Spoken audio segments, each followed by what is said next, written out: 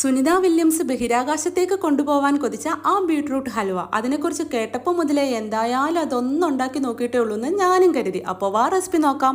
അതിനായൊരു 3 ഇടത്തരം ബീട്രൂട്ട് തൊലിയൊക്കെ കളഞ്ഞ് കഴുകി വൃത്തിയാക്കി മിക്സിയുടെ ജാറിലേക്ക് ഇട്ട് കൊടുത്ത് അര ഗ്ലാസ് വെള്ളവും ഒഴിച്ച് മഷി പോലെ അരച്ചെടുക്കാം. ഇതുപോലെ. ഇനി ഒരു അരിപ്പയിലേക്ക് ഒഴിച്ചു കൊടുത്ത് മിക്സിയുടെ ജാറ് കഴുകി അര ഗ്ലാസ് വെള്ളവും ഒഴിച്ച് നന്നായി ഇളക്കി അതിൻ്റെ നീര് മാത്രം പിഴിഞ്ഞെടുക്കാം. ഇനി ഒരു ബൗളിൽ 2 ടീസ്പൂൺ കോൺഫ്ലോർ കുറച്ച് വെള്ളത്തിൽ നന്നായി അലിയിച്ചെടുത്ത് ബീട്രൂട്ട് ജ്യൂസിലേക്ക് ഒഴിച്ചു കൊടുത്ത് മിക്സ് ചെയ്യാം. മധുരത്തിന് ആവശ്യത്തിന് ഒരു ചെറിയ ഉരുള ശർക്കര പാനിയാക്കി ഇതും കൂടെ അരിച്ചൊഴിച്ച് കൊടുക്കുന്നുണ്ട്. ഇനി പഞ്ചസാരയാണ് നിങ്ങൾ ചേർക്കുന്നതെങ്കിൽ നിങ്ങളുടെ മധുരത്തിന് ആവശ്യത്തിനുള്ള പഞ്ചസാര ചേർത്താൽ മതി. ഈ മധുരം ഒന്ന് ബാലൻസ് ചെയ്യാനായിട്ട് ഒരു പിഞ്ച് ഉപ്പും കൂടെ ചേർത്ത് കൊടുക്കുന്നുണ്ട്.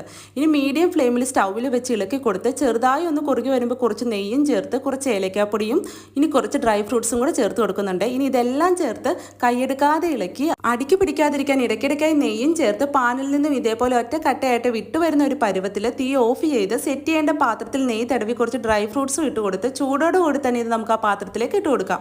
ഇനി ഒരു സ്പൂൺ വെച്ച് സെറ്റ് ചെയ്യേണ്ട പാത്രത്തിൻ്റെ ഷേപ്പിനനുസരിച്ച് ഒന്ന് ലെവൽ ചെയ്ത് കൊടുത്ത് ഒരു 30 മിനിറ്റിന് ശേഷം ചൂടൊക്കെ ഒന്ന് ആറിക്കഴിഞ്ഞാൽ നമ്മുടെ super tasty beetroot halwa ready ആയിട്ടുണ്ട്.